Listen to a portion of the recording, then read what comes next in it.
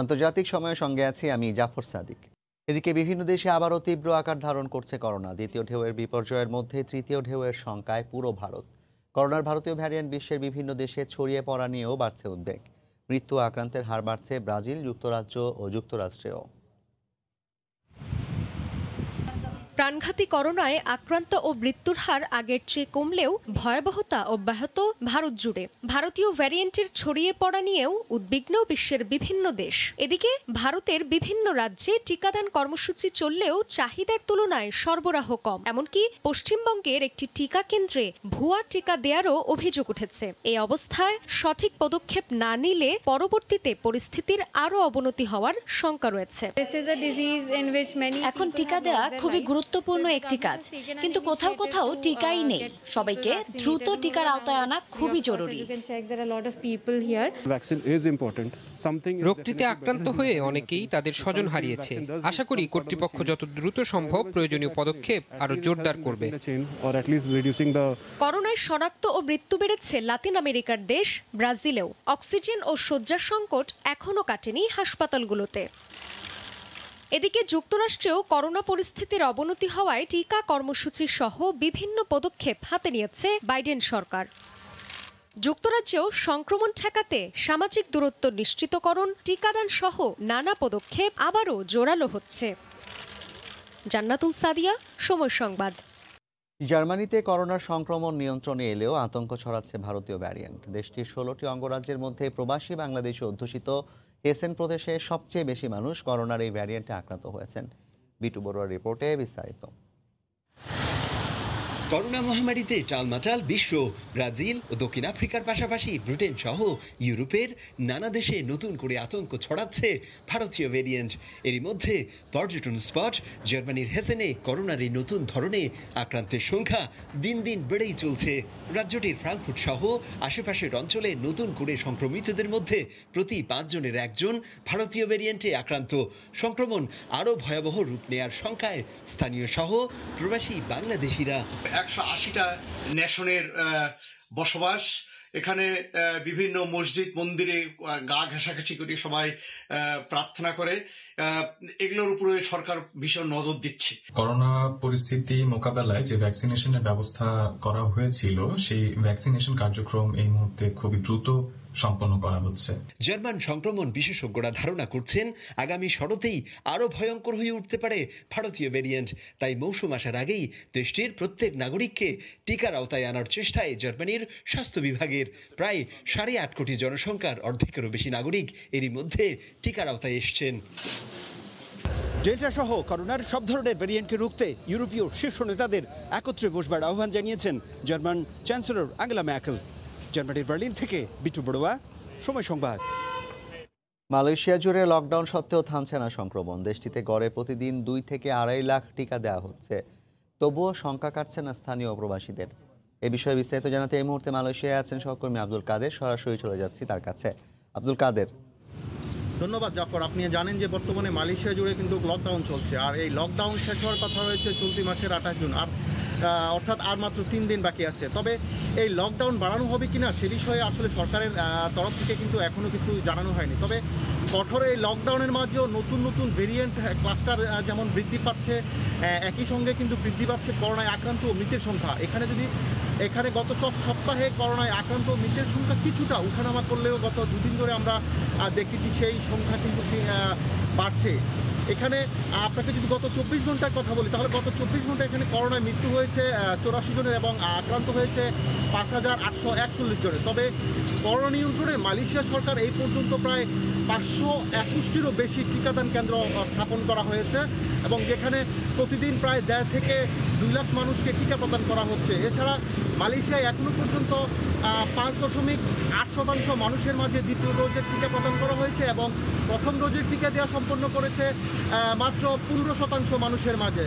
তো জাফর, আরেকটি বিষয় আপনাকে বলে রাখি, সেটি হলো মালয়েশিয়ায় এ পর্যন্ত যেসব বিদেশি নাগরিক সরকার দেওয়া যে মাই সেযাত্রা অ্যাপের মাধ্যমে টিকা নেওয়ার জন্য নাম নিবন্ধন করেছেন, সেসব প্রবাসীরা কিন্তু স্বল্প পরিসরে এখন থেকে টিকা নেওয়া শুরু করেছে। তবে আগামী মাস থেকে এই টিকাদান কর্মসূচি আরও বাড়বে বলে স্বাস্থ্য মন্ত্রণালয়ের তরফ থেকে জানানো হয়েছে। এছাড়া বর্তমানে মালয়েশিয়ায় দুটি ভেরিয়েন্টের প্রাদুর্ভাব এখন সবচেয়ে বেশি দেখা যাচ্ছে। যেমন প্রথমটি হচ্ছে বিটা এবং দ্বিতীয়টি ডেল্টা। এই দুটি ভেরিয়েন্টেই এখন ক্রমশই বাড়ছে। তবে আপনি জানেন যে আর এসব ভেরিয়েন্ট প্রভাব বিস্তার যদি ঠেকানো না যায় তাহলে সামনের দিনগুলোই করোনায় আক্রান্ত মৃতের সংখ্যা বাড়বে বলে আশঙ্কা করছেন এখানকার স্বাস্থ্য বিশেষজ্ঞরা। এছাড়া আরেকটি বিষয় আপনাকে বলে রাখি, সেটি হলো মালয়েশিয়ায় বসবাসরত বিদেশিদের রিক্যালিব্রেশন প্ল্যান এবং রিক্যালিব্রেশন রিটার্ন নামে যে দুটি প্রোগ্রাম চালু করেছে এখানে, তার মেয়াদ কিন্তু এই মাসে 30 জুনের মধ্যে কিন্তু শেষ হয়ে যাচ্ছে। যদিও এখনো পর্যন্ত এই সময়সীমা বাড়ানো হবে কিনা সে বিষয়ে সরকারের তরফ থেকে কিন্তু এখনো কিছু বিস্তারিত জানানো হয়নি। তো জাফর, মোটামুটি এই ছিল আমার কাছে মালয়েশিয়ার সবশেষ করোনা পরিস্থিতির খবর। জাফর। মালয়েশিয়ার করোনা পরিস্থিতি এবং টিকাদান কর্মসূচির বিষয়ে জানাতে সরাসরি কুয়ালালামপুর থেকে যুক্ত হয়েছিলেন সহকর্মী আব্দুল কাদের। দেশে থাকা সংযুক্ত আরব আমিরাত প্রবাসীদের দ্রুত টিকার আওতায় আনার দাবি জানিয়েছেন দেশটিতে থাকা বাংলাদেশিরা। নতুবা কর্মস্থলে ফেরা অনিশ্চিত হয়ে পড়ার আশঙ্কা তাদের। করোনার ভারতীয় ভ্যারিয়েন্টে সংক্রমণ হু হু করে বেড়েই চলেছে। এ অবস্থায় সংযুক্ত আরব আমিরাত সরকার বাংলাদেশ সহ বিভিন্ন দেশে বিমান চলাচলে নিষেধাজ্ঞা আরোপ করায় আটকে পড়েন গেল রমজান মাসে আমিরাত থেকে আসা অনেক প্রবাসী বাংলাদেশি। এদিকে যাত্রীদের ভ্যাকসিন সার্টিফিকেটের ভিত্তিতে আমিরাত সরকার কিছু দেশের সঙ্গে বিমান চলাচল খোলার ইঙ্গিত দিয়েছে। এই শর্তে বাংলাদেশের সঙ্গেও আমিরাতের যোগাযোগ চালু হতে পারে বলে আশা করছেন প্রবাসী বাংলাদেশিরা। তাই সংকট কাটিয়ে উঠতে দেশে অবস্থানরত প্রবাসীদেরও ভ্যাকসিনেশনের আওতায় নিয়ে আসার অনুরোধ জানান তারা। সরকারকে অনুরোধ করব আমাদের প্রবাসী ভাইদের পক্ষ থেকে অবিলম্বে তাদেরকে অগ্রাধিকার ভিত্তিতে টিকাদানের ব্যবস্থা করে তাদের নিজ নিজ কর্মস্থলে ফেরত পাঠানো হোক। অনেকে দীর্ঘ সময় বাংলাদেশে রয়েছেন, হয়তোবা এখানে কর্মক্ষেত্রে অনেকদিন না থাকার কারণে তাদেরও কর্মচ্যুত হওয়ার সম্ভাবনা রয়েছে। যদি ভ্যাকসিন নেওয়া থাকে তাহলে ফ্লাইট খোলার সাথে সাথেই তারা আমিরাতে প্রবেশ করতে পারবে। মূলত প্রবাসীরা কোথায় থেকে এই ভ্যাকসিন গ্রহণ করবে এই ধরনের একটা প্রচার অভিযান যেন সরকারের পক্ষ থেকে করা হয়। কেননা বর্তমানে যে সকল প্রবাসীরা দেশে আটকে আছেন তারা হন্যে হয়ে ঘুরছেন যে আসলে কোথায় এই ভ্যাকসিনটা পাবেন। স্বাস্থ্য মন্ত্রণালয় থেকে প্রবাসী কর্মীদের টিকা দেওয়ার বিষয়টিকে অগ্রাধিকার দেওয়ার কথা বলা হলেও এ বিষয়ে এখনও সুনির্দিষ্ট কোনো নির্দেশনা মেলেনি। সময় সংবাদ, সংযুক্ত আরব আমিরাত। ভারতের টিকা কর্মসূচিতে গতি আনতে নানা উদ্যোগ নিচ্ছে সরকার। সমাজের বিভিন্ন শ্রেণী পেশার মানুষের মধ্যে ভ্যাকসিন নেওয়ার আগ্রহ তৈরির পাশাপাশি শারীরিক কিংবা মানসিকভাবে পিছিয়ে থাকাদেরও ভ্যাকসিনের আওতায় আনা হচ্ছে বিভিন্নভাবে। টিকা নেওয়ার বিপরীতে দেওয়া হচ্ছে নানা সুযোগ সুবিধাও। কলকাতা থেকে বিশ্বজিৎ দাসের ক্যামেরায় বিস্তারিত সুব্রত আচার্যের রিপোর্টে। বিশ্বের অন্যতম জনবহুল দেশ ভারতে গণহারে টিকাদান কর্মসূচি শুরু হওয়ার পর থেকেই অনেকটা ডিমেতালে চলছিল এর কার্যক্রম। চলতি বছরের 16 জানুয়ারি থেকে এই টিকাদান কর্মসূচি শুরু হলেও 130 কোটি জনগণের দেশটিতে এ পর্যন্ত মাত্র ভ্যাকসিনের আওতায় আনা সম্ভব হয়েছে মাত্র 30 কোটি মানুষকে। টিকাদান কর্মসূচির এই ধীর গতি সত্ত্বেও চলতি বছরের মধ্যেই দেশের অধিকাংশ মানুষকে ভ্যাকসিনের আওতায় আনার লক্ষ্যমাত্রা স্থির করেছে ভারত সরকার। বৃহস্পতিবার কলকাতার পার্ক সার্কাস এলাকায় অবস্থিত রামকৃষ্ণ ফাউন্ডেশনের নিজস্ব উদ্যোগে আয়োজিত টিকাদান কর্মসূচিতে সাধারণ মানুষের পাশাপাশি গুরুত্ব দেওয়া হচ্ছে অটিজম আক্রান্ত ব্যক্তিদেরও। এদিন প্রায় 50 জন অটিজম আক্রান্ত ব্যক্তিকে দেয়া হয় করোনার টিকা। খুব ভালো ফিল হচ্ছে, মানে খুব টেনশন করছিলাম, ওকে না নিলে মেন ওর জন্যই আসা। তবে টিকার স্বল্পতার কারণে যেমন ব্যাহত হচ্ছে টিকাদান কার্যক্রম, তেমনি টিকা নিয়েও মানুষের মধ্যে তৈরি হচ্ছে নানা ধরনের বিভ্রান্তি। আর সেই বিভ্রান্তি দূর করতেই টিকা নেয়া মানুষকে নানাভাবে উৎসাহিত করার ঘটনাও সংবাদ মাধ্যমে শিরোনাম হচ্ছে প্রতিদিনই। এরই অংশ হিসেবে ভারতের একটি বেসরকারি বিমান সংস্থা টিকা গ্রহণকারী যাত্রীদের জন্য 10% ছাড়ে টিকিট বিক্রির উদ্যোগ নিয়েছে। একই সঙ্গে একটি ফাস্টফুড চেনও টিকা গ্রহীতাদের জন্য 20% ছাড় দিচ্ছে। সবথেকে বড় লক্ষ্য হলো ভ্যাকসিনেশনটাকে ঠিকঠাক করে করা এবং ঠিকঠাক করে সবাই যাতে পায়। আমরা যারা মানুষজন রয়েছি, যারা বয়োজ্যেষ্ঠ, তাদেরকে দিয়ে ভ্যাকসিনেশনটা শুরু হয়েছিল এবং আজকে সবাই পাচ্ছে। নিজস্ব করোনার টিকা কোভ্যাক্সিন, কোভিশিল্ড ছাড়াও ভারত জুড়ে টিকা কার্যক্রমে যুক্ত হয়েছে রাশিয়ার ভ্যাকসিন স্পুটনিক ভিও। এ পর্যন্ত কোটি মানুষ টিকার আওতায় এলেও প্রকৃতপক্ষে কত সংখ্যক মানুষ 2 ডোজ টিকা নিয়েছেন তার সঠিক তথ্য নেই সরকারের কাছেও। সুব্রত আচার্য, সময় সংবাদ, পশ্চিমবঙ্গ, ভারত। করোনার কারণে দীর্ঘদিন কনসুলেটের সরাসরি সেবা বন্ধ থাকার পর পুনরায় পুরোদমে প্রবাসীদের সেবা দিয়ে যাচ্ছে সৌদি আরবের বাংলাদেশ কনসুলেট।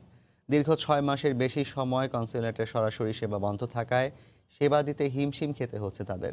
জেদ্দা থেকে আল মামুন শিপনের রিপোর্ট।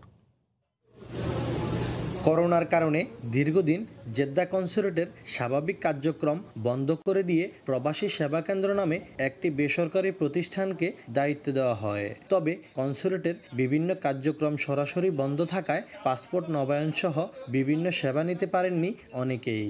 আমাদের কনসুলেটের কর্মকর্তাবৃন্দ তাদের সর্বোচ্চ চেষ্টা করতেছে সুন্দরভাবে পাসপোর্ট জমা নেওয়া, ডেলিভারি দেওয়া। প্রবাসী সেবা কেন্দ্র থেকে আমরা 50 থেকে 70 রিয়াল কমে এখন থেকে সরাসরি এমবাসির মাধ্যমে আমাদের পাসপোর্ট নবায়ন এবং প্রবাসী কল্যাণ কার্ড ইস্যু করতে পারবো।